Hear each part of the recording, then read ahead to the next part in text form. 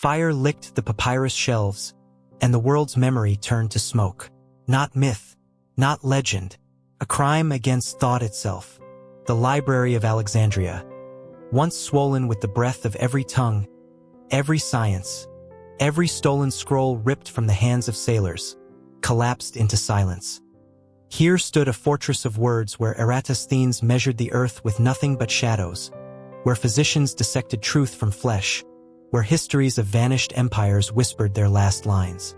Here, the blueprint of the human mind was stacked like tinder. And then came war, siege, flames crawling through corridors of knowledge, Julius Caesar's fire, Aurelian's soldiers, the decree of emperors, the rage of faith. No single night of destruction, no clean ending, but centuries of slow murder. Pages rotting, shelves splintering, scholars exiled. The greatest archive on earth erased not in an instant, but in waves of ruin so vast that even time forgot who struck the final blow. What was lost? Plays that outshone Shakespeare, maps that sketched worlds unseen, sciences a millennium too early, truths drowned before they reached the shore. The library did not fall. It was hunted, and its killers still walk unnamed among us. The story begins not in fire and ruin, but in ambition. At the turn of the 3rd century BCE, when Alexander the Great's empire fractured among his generals, one man envisioned more than armies and fortresses. Ptolemy II Philadelphus, who reigned in Egypt from 283 to 246 BCE, inherited the dream of a new Alexandria, a city planted by Alexander himself in 331 BCE at the mouth of the Nile. It was not enough for this city to be another Hellenistic port or administrative hub. It had to surpass Athens, Antioch, and Pergamon. It had to stand as the mind of the Mediterranean. And so, within its walls, an idea took form. A sanctuary where knowledge itself would be gathered, preserved, and guarded against oblivion. The vision was audacious, to collect every written work known to humankind. Greek, Egyptian, Babylonian, Indian, Phoenician, no tradition was to be excluded. This was not a provincial library meant for a city's use. It was designed as a universal archive, a treasury of thought. The Ptolemaic kings did not simply build a storehouse for scrolls. They constructed an institution bound to the rhythms of empire. Anchored in the Mouseion, the Temple of the Muses, this project fused religion, scholarship, and statecraft. The Mouseion was not merely symbolic. It was a working center where poets, philosophers, physicians, and astronomers lived under royal patronage, freed from the burden of survival so their minds could focus solely on knowledge. The Mouseion embodied the Greek reverence for the Muses, the goddesses of memory and inspiration, yet it was rooted in Egyptian soil. Alexandria itself was a city of fusion, where Greek urban planning, Egyptian traditions, and the legacies of Babylon and Persia coexisted. The intellectual energy that shaped the library was born from this collision of worlds. It was here that ancient Egyptian papyrological skills met the Greek passion for systematizing knowledge. It was here that Mesopotamian astronomy and Egyptian medicine were translated into Greek, preserved in papyrus rolls, and cataloged for scholars across generations. Ptolemy II's vision rested on infrastructure as well as ideology. Papyrus was harvested in vast quantities from the Nile, cut and pressed into sheets that were rolled into scrolls. The state directed resources into copying texts on a massive scale. Every ship docking in Alexandria was searched, its scrolls confiscated by royal decree, copied by scribes and returned, or, in many cases, replaced with the copy while the original was secured in the library's vaults. This aggressive policy ensured a steady flow of manuscripts from across the known world. Athens, with its ancient theatrical archives, was pressured into lending original works of Aeschylus, Sophocles, and Euripides. They were copied, returned, or so Athens believed. In truth, the Alexandrian library retained the originals. The scholars chosen to oversee this ambitious project were as important as the royal decree itself. Xenodotus of Ephesus, the first head librarian, took charge of the earliest collections. His successor, Callimachus of Cyrene, compiled the Pinox, a monumental catalog of hundreds of thousands of scrolls, organized by subject, author, and genre.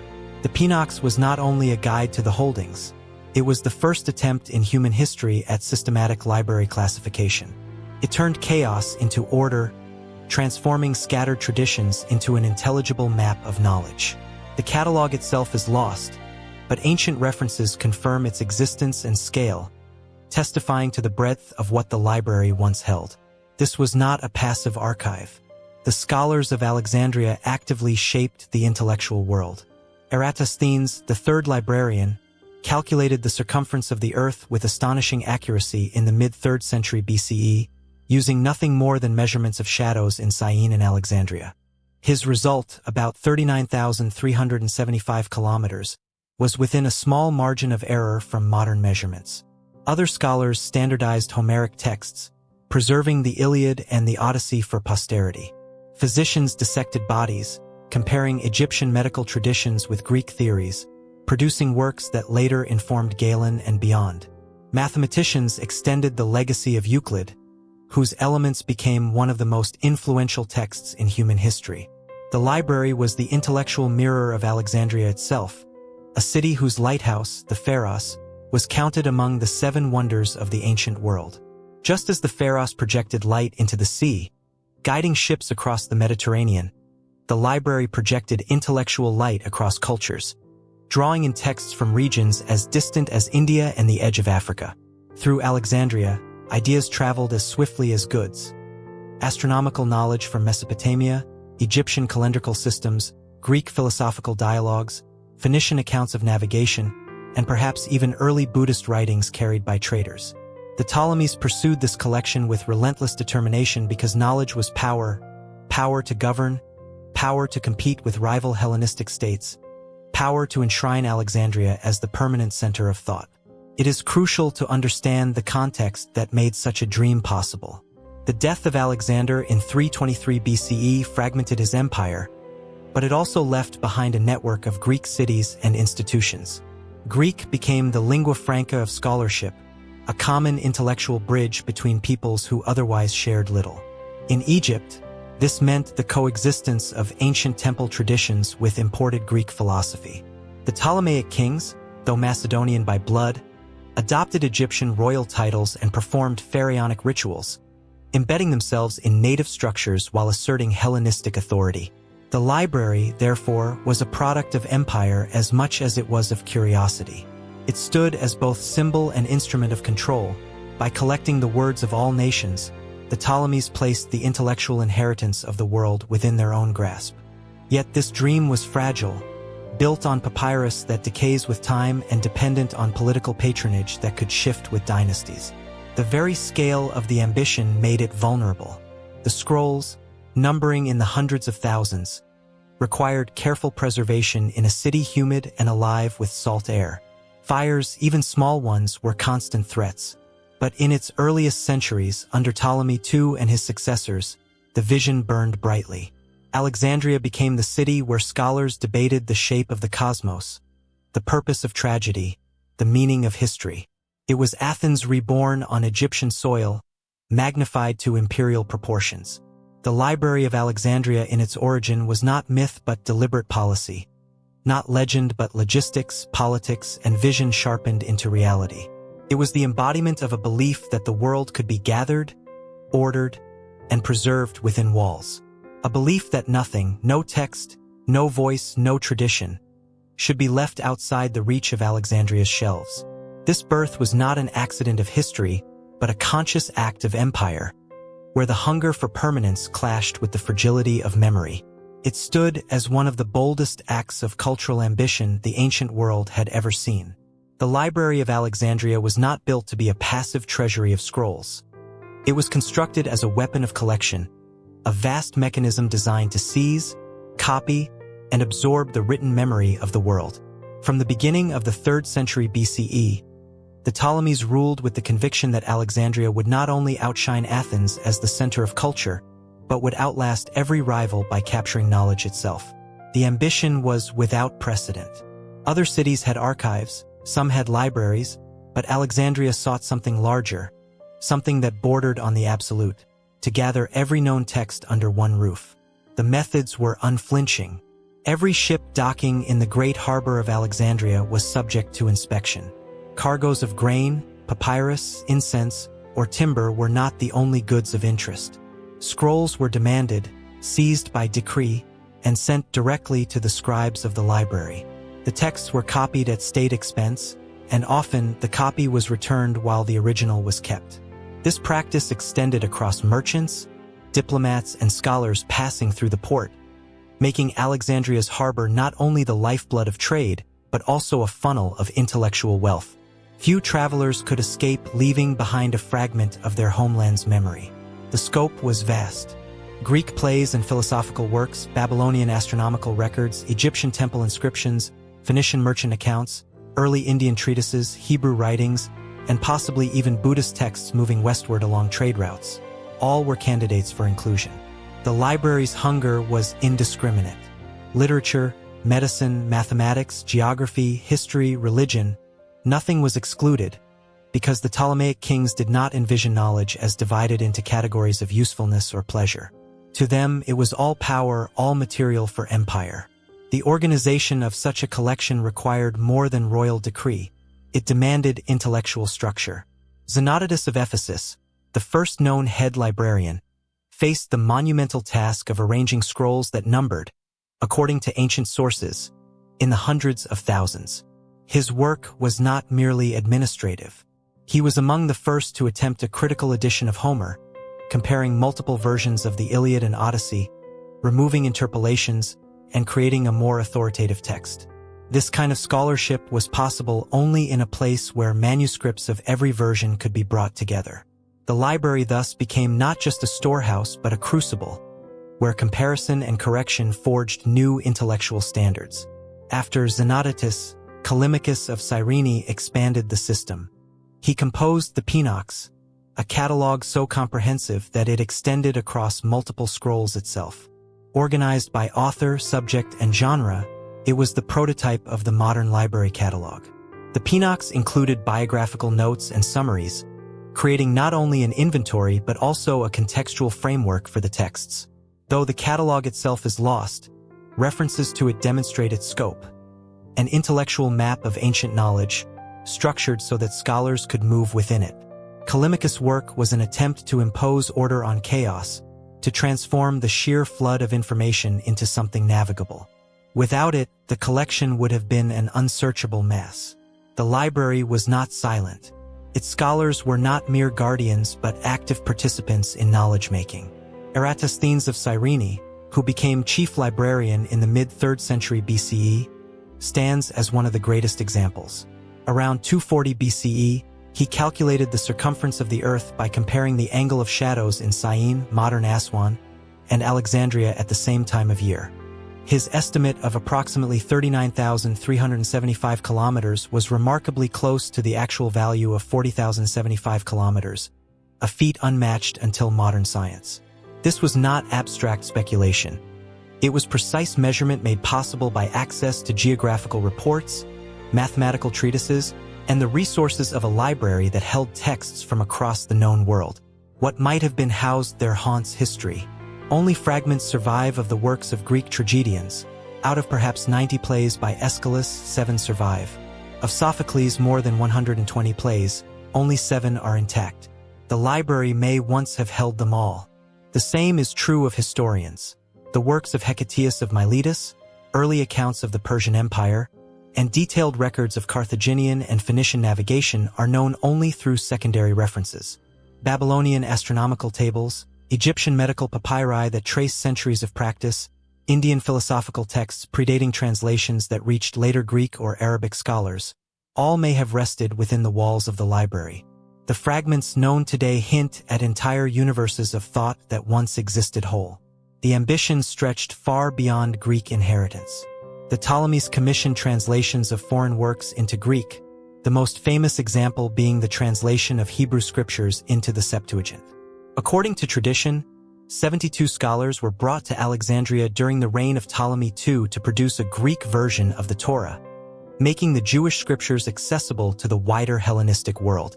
Whether this account is entirely accurate or not, the outcome is undeniable. Alexandria became the site where religious knowledge crossed linguistic boundaries, influencing both Jewish and later Christian traditions. The collection of Egyptian records was equally significant. Egypt had been keeping written documents for over 2 millennia before the founding of the library.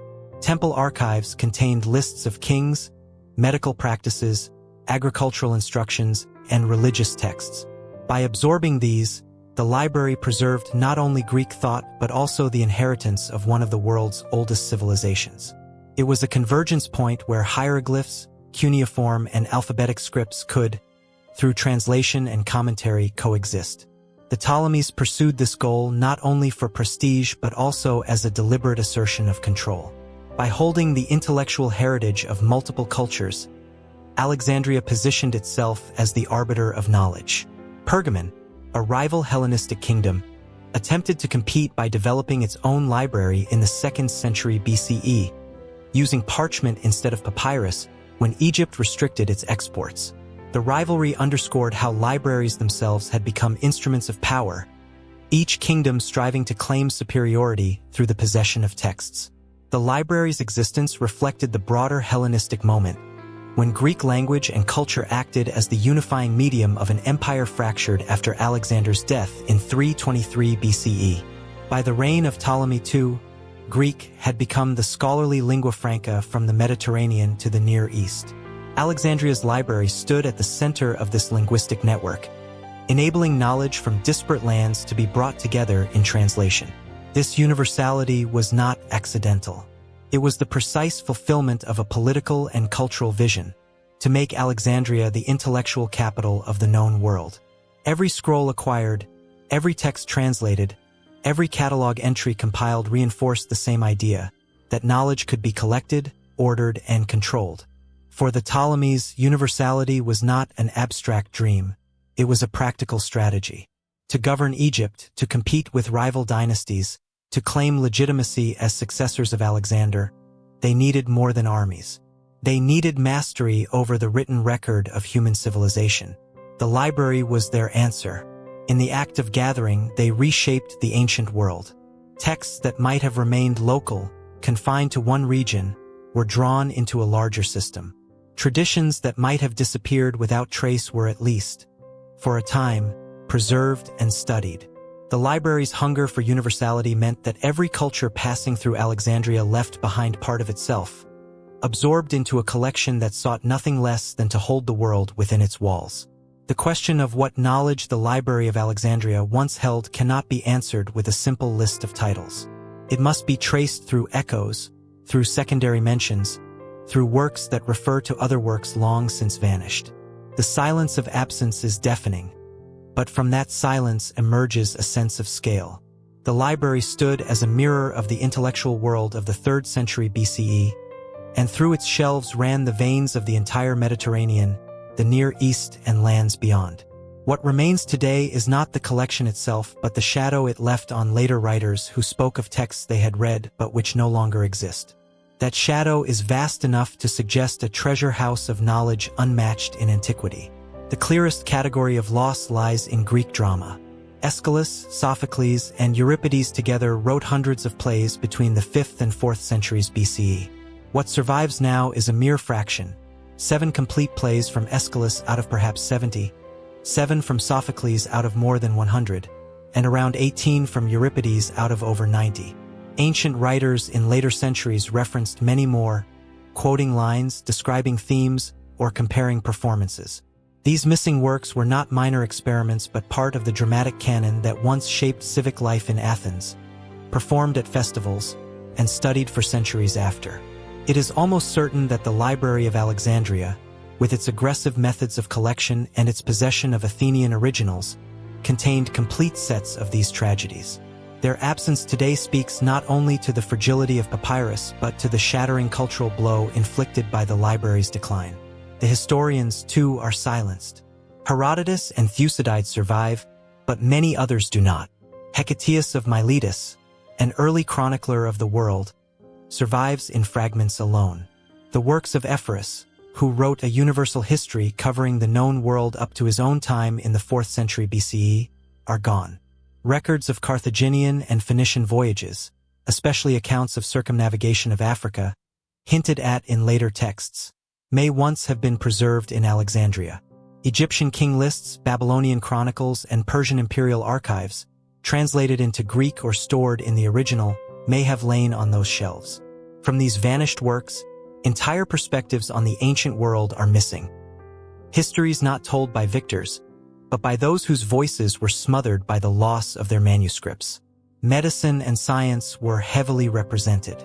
The Greeks inherited centuries of Egyptian medical practice, recorded in papyri dating back to the 2nd millennium BCE.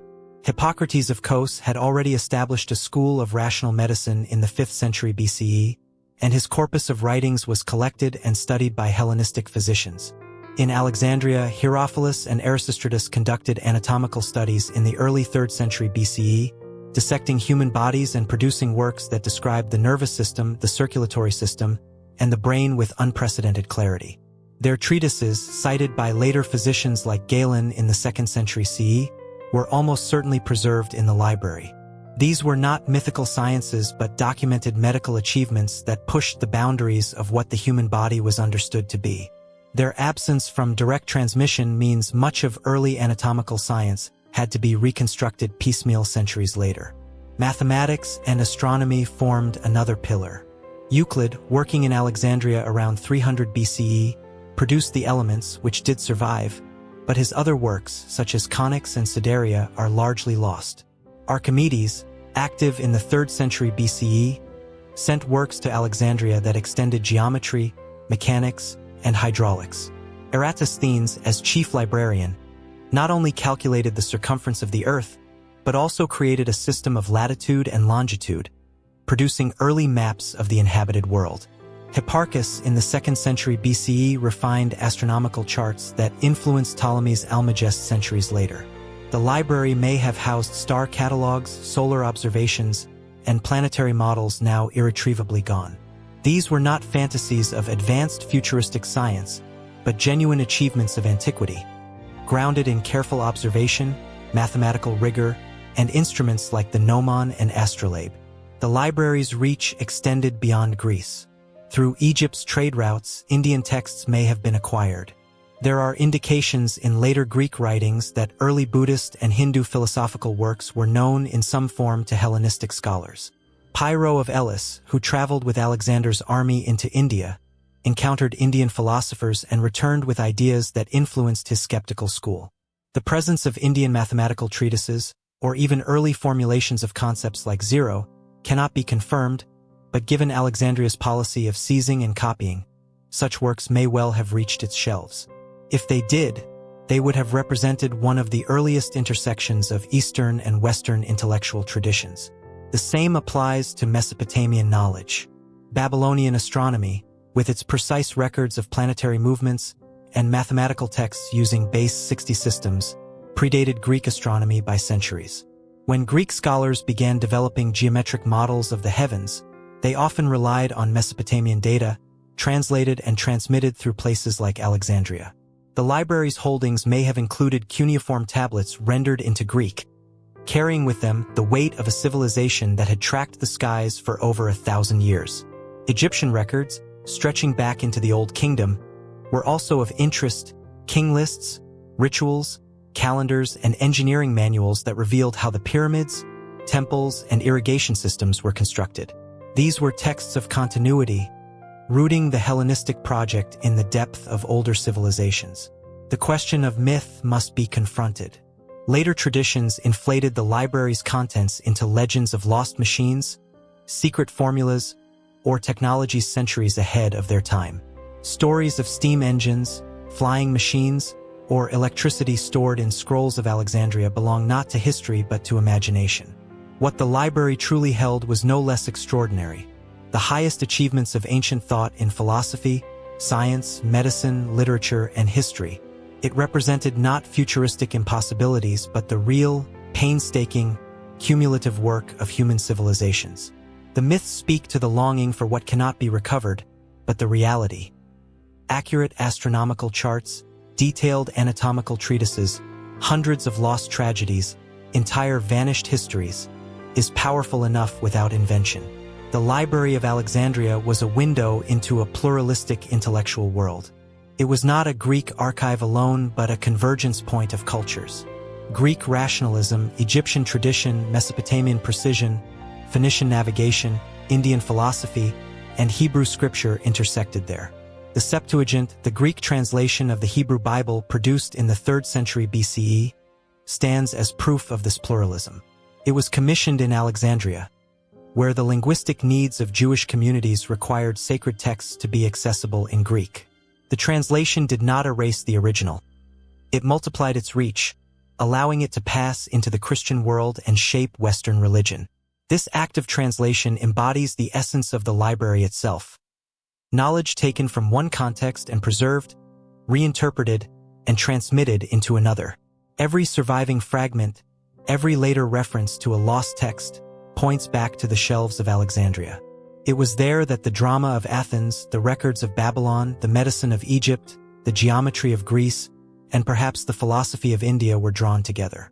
It was there that human thought, scattered across continents and centuries, stood side by side in papyrus rolls.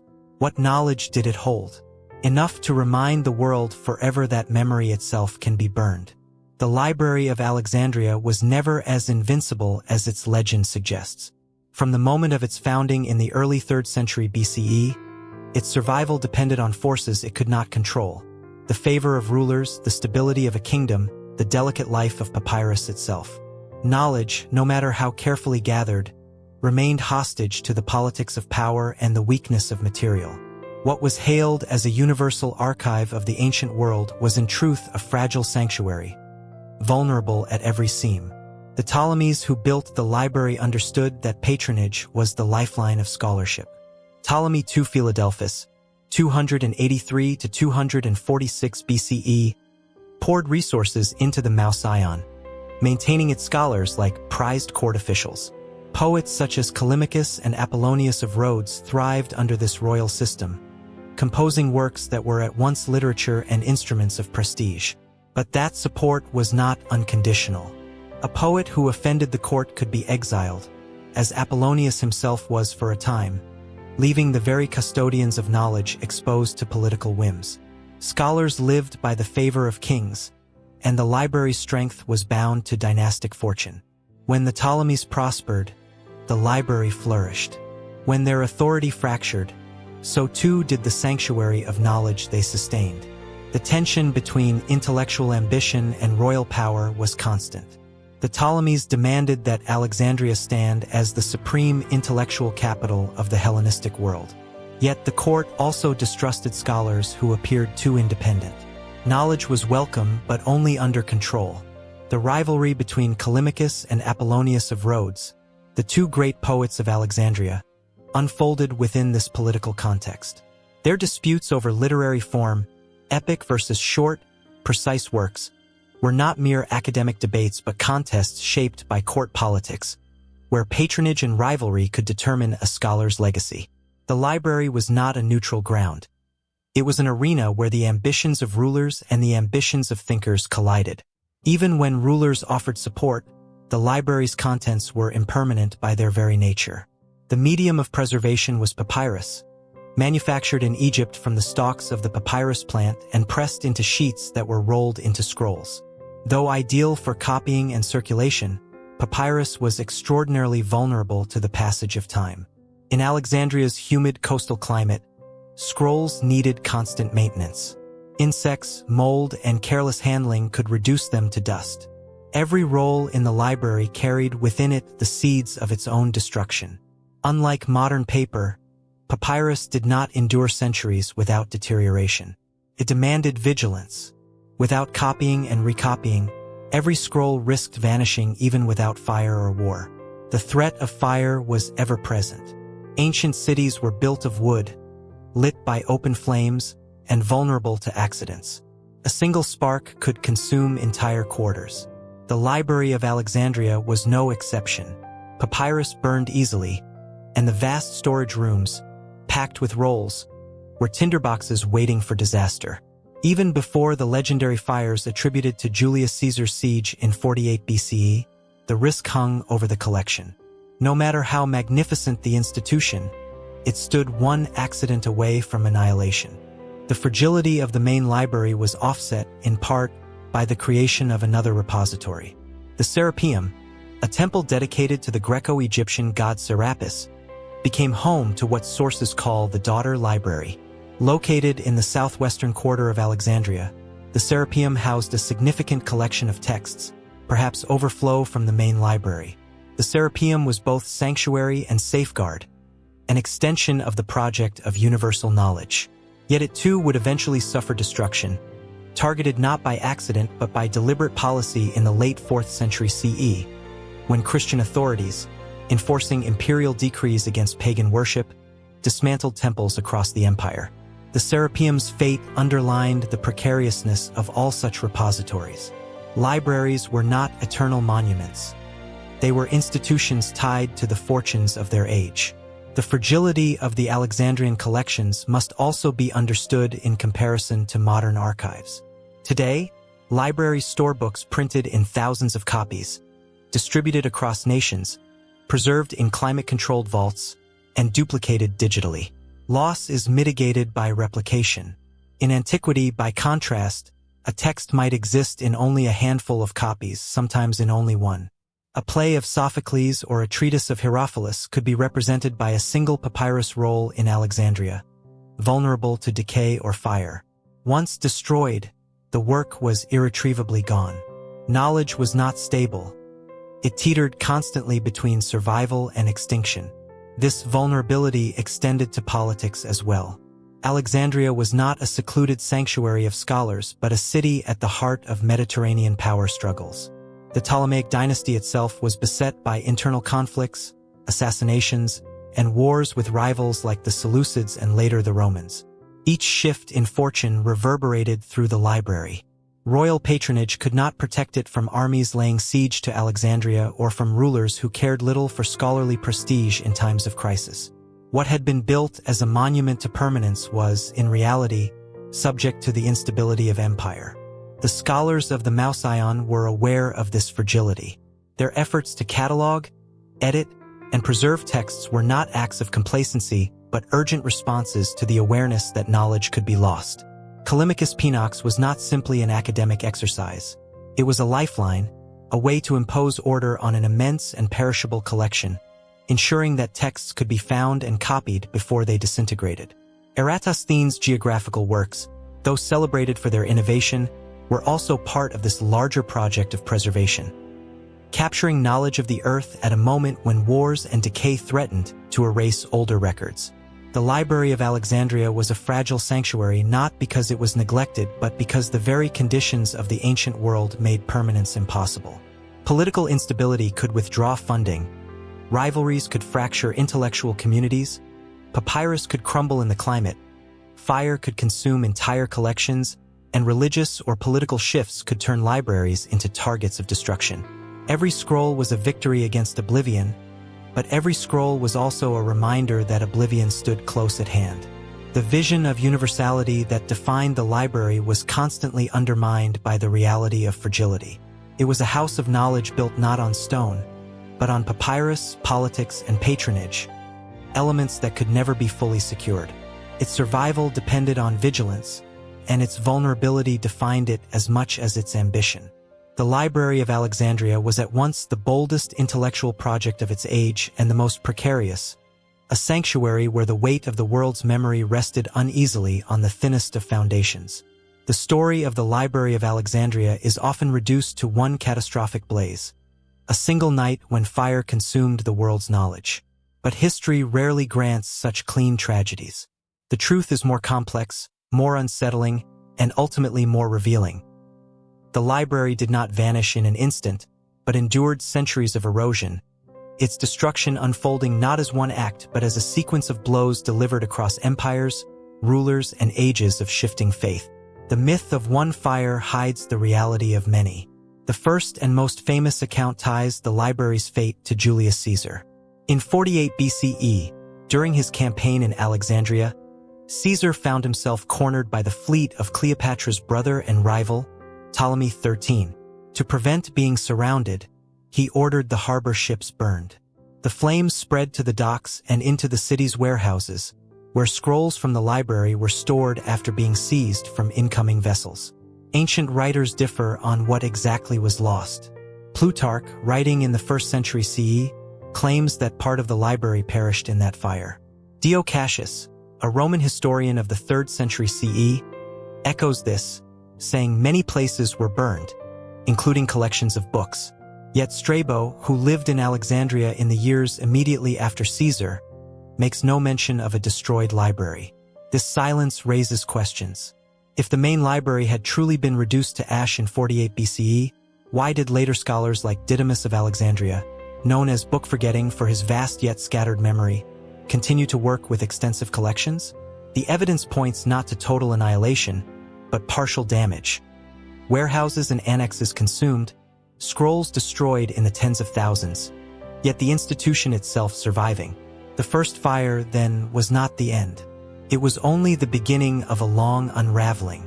More than 2 centuries later, Alexandria once again became the stage of war. In the 270s CE, during the crisis of the Roman Empire, Emperor Aurelian fought to recapture the city from Queen Zenobia of Palmyra. The fighting was fierce, urban warfare tearing through districts. Sources describe large sections of the Brucaean quarter, the royal district that once housed the Mauseon and the library, as destroyed. The scholar Ammianus Marcellinus, writing in the 4th century, noted that whatever splendid buildings the city once possessed, many were destroyed in Aurelian's war. If the main library had endured Caesar's fire, it may have fallen here. The Brucaean was reduced to ruins, and with it perhaps the last remnants of the Ptolemaic collections. The silence of texts after this period suggests that whatever had survived was now crippled beyond repair. But even this was not the final act. Another blow came with the rise of Christianity and the decrees of Emperor Theodosius I.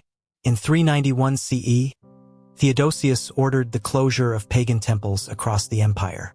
In Alexandria, this edict culminated in the destruction of the Serapeum, the grand temple dedicated to the god Serapis, which housed the so-called daughter library. The Serapeum had long functioned as a secondary repository, possibly containing overflow scrolls and scholarly texts associated with the Mauseon. When the temple was demolished by Christian authorities under the Patriarch Theophilus, its cultural treasures perished as well. Contemporary sources like Socrates Scholasticus describe the destruction of the temple vividly, though they do not list books among the casualties. Still, the Serapeum's fall marks a decisive moment. The intellectual infrastructure that had sustained Alexandrian scholarship for centuries was torn down, sanctioned by imperial decree. What Caesar's flames and Aurelian's soldiers had not erased, imperial Christianity completed by dismantling the sanctuaries of knowledge themselves. Then comes the most controversial account, the story of the Muslim conquest of Alexandria in 642 CE. According to later sources, the victorious general Amr ibn al-As asked the Caliph Umar what to do with the library's books. The Caliph allegedly replied that if the works agreed with the Quran, they were unnecessary, and if they disagreed, they were dangerous. In either case, they should be destroyed. The story claims the scrolls were distributed to bathhouses as fuel, burning for months. But this tale emerges centuries after the conquest, first appearing in the writings of 12th century scholars like Bar Hebraeus. Earlier Muslim and Christian records of the conquest say nothing of such an act. Many historians today view it as a fabrication, a polemical myth created long after the fact to blame Islam for the library's loss. The weight of evidence shows that by the time of the Arab conquest, there was no great library left to burn. What had once been the intellectual heart of the Hellenistic world had already withered across centuries of war, neglect, and suppression. The reality is more unsettling than any myth of a single blaze. The library was not struck down in one moment of catastrophe, but rather dismantled by time itself. Caesar's fire may have consumed the harbor archives. Aurelian's war likely razed the Brucaean. Theodosius' decrees silenced the Serapeum. Later centuries saw the scraps of what remained vanish quietly. There was no clean ending, no singular night when knowledge turned to smoke. Instead, there was a slow erosion, a chain of losses stretched across nearly 700 years. This gradual destruction explains why the library remains so elusive in the historical record. There are no eyewitness accounts of its final fall, no definitive chronicle of its last day.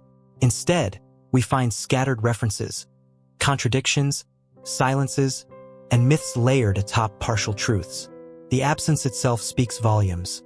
What was once the greatest collection of human thought slipped away not with spectacle but with attrition, until there was nothing left to preserve or remember. The fires of destruction were real, but they were many, and they did not come all at once. Knowledge died in pieces across centuries, until the world forgot where it had once been kept. The story of the Library of Alexandria is not only about destruction. It is about the fragile balance between what was lost and what survived. The library's death left behind two legacies: the texts preserved elsewhere, which shaped the course of civilization, and the vast shadow of works referenced in antiquity but never seen again. This tension, between presence and absence, survival and oblivion, defines the tragedy of Alexandria more than fire itself. Much of Greek philosophy survived because its texts escaped Alexandria's fate. Aristotle's works, painstakingly preserved and transmitted through multiple manuscript traditions, continued to circulate across the Mediterranean. His Organon, the foundation of logic, and his treatises on ethics, politics, and natural science became central to intellectual traditions from Athens to Baghdad. Plato too survived through manuscript transmission, his dialogues copied and studied across centuries. Without Alexandria, these thinkers might have been forgotten, but because their works existed in multiple libraries, copied by multiple schools, they endured. Euclid's Elements, composed in Alexandria around 300 BCE, became the most influential mathematical text in history, preserved by later commentators and eventually translated into Arabic and Latin. Galen, the physician of the 2nd century CE, whose medical writings dominated European and Islamic medicine for more than a millennium, also survived largely intact, though many of his volumes disappeared. These works, Aristotle, Plato, Euclid, Galen, represent the strand of knowledge that slipped through history's cracks, the backbone of science, philosophy, and medicine that defined intellectual progress.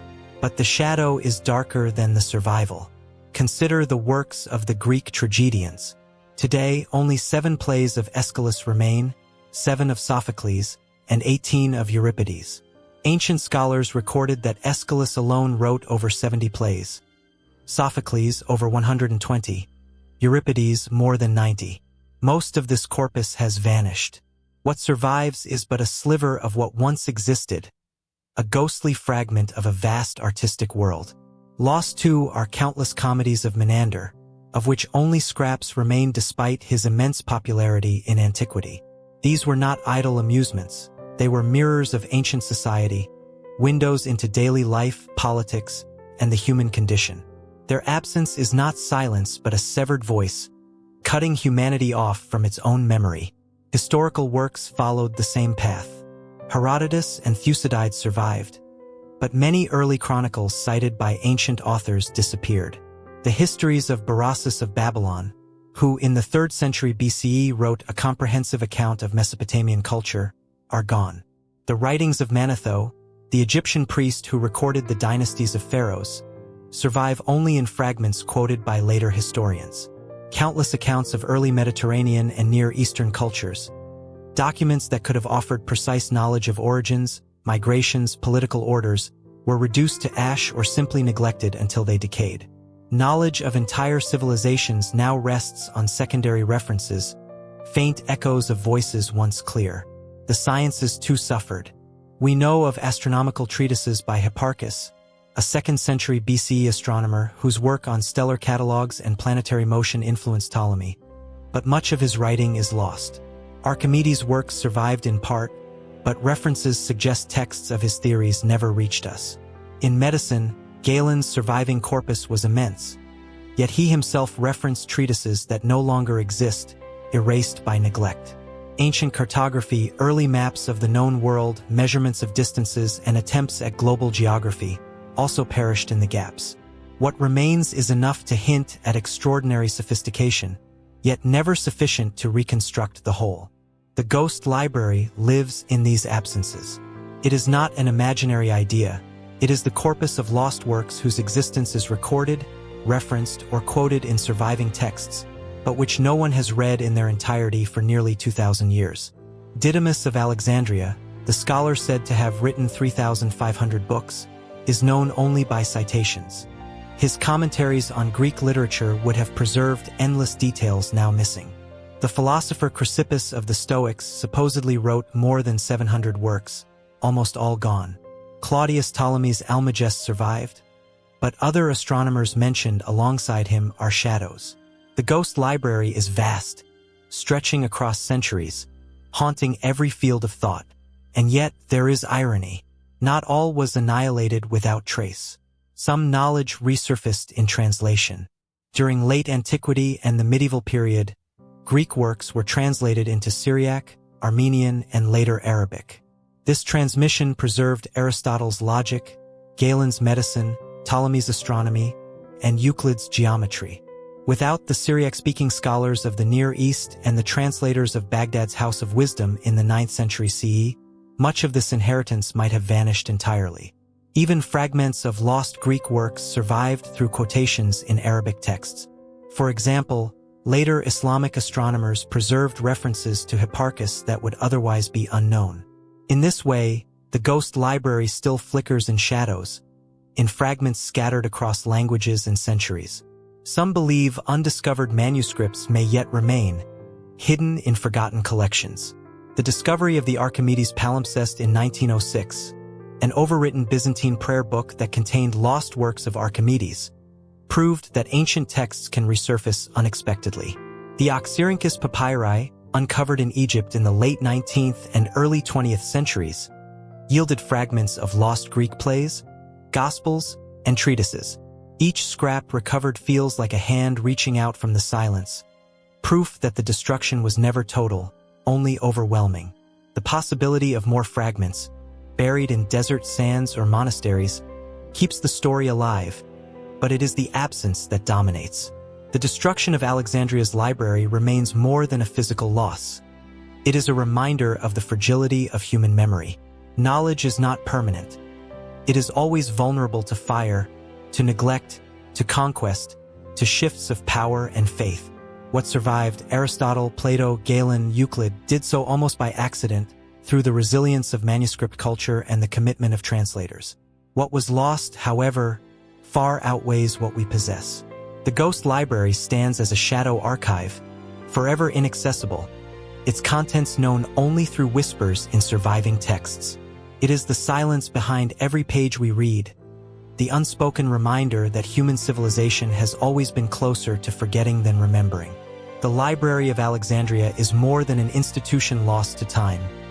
It is a symbol that outlived its walls, its shelves, and its scrolls. Its destruction, however gradual, transformed it into something larger than history, a warning and a dream. Though the library itself collapsed, the idea of it spread like smoke through the centuries, shaping the way humanity has understood knowledge itself. The irony is inescapable. The absence of the library gave birth to its enduring presence in human memory. Centuries after Alexandria's halls were emptied, rulers and scholars tried to recreate its essence. In the 8th century CE, under the Abbasid Caliphate, Baghdad became home to the Beit al-Hikmah, the House of Wisdom. Founded during the reign of Caliph al-Mansur and expanded under al-Ma'mun in the early 9th century, it gathered scholars from across the Islamic world. Greek philosophy, Persian astronomy, Indian mathematics, all were translated into Arabic. The works of Aristotle, Euclid, Galen, and Ptolemy became central to this new intellectual empire. The House of Wisdom, though not a literal copy of Alexandria, carried its spirit. The belief that knowledge from across cultures should be gathered, preserved, and shared. The memory of the Alexandrian project was not forgotten. Later Islamic scholars explicitly compared Baghdad's library to the ancient model. The Renaissance carried this echo further. In 1453, after the fall of Constantinople, Greek scholars fled to Italy, bringing with them manuscripts that had survived outside Alexandria's grasp. Humanists like Lorenzo Valla and Marsilio Ficino turned to classical texts with fervor, building an intellectual movement rooted in recovery and preservation. The Renaissance library, carefully catalogued, bound, and protected, was shaped by the cautionary shadow of Alexandria.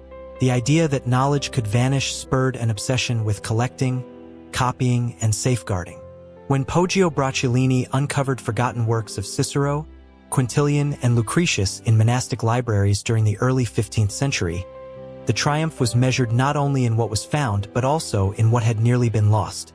Every rediscovery bore the silent weight of what might have disappeared forever in Alexandria's fires.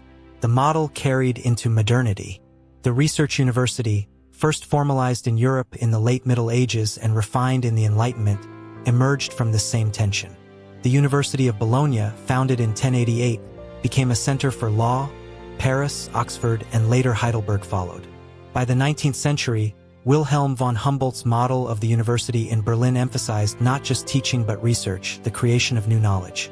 Behind this lay the same paradox: the realization that preservation was not enough. Alexandria's fate showed that even accumulated wisdom could perish. Only a system that continually generated knowledge, copied it, expanded it, and dispersed it widely could resist oblivion. The invention of the printing press in 1450 by Johannes Gutenberg marked the most decisive answer to Alexandria's ghost. Suddenly, manuscripts no longer lived or died by the fate of a single library. Multiplication became preservation. Erasmus of Rotterdam's Adagia, printed in 1500, compiled ancient sayings that had survived through scattered manuscripts.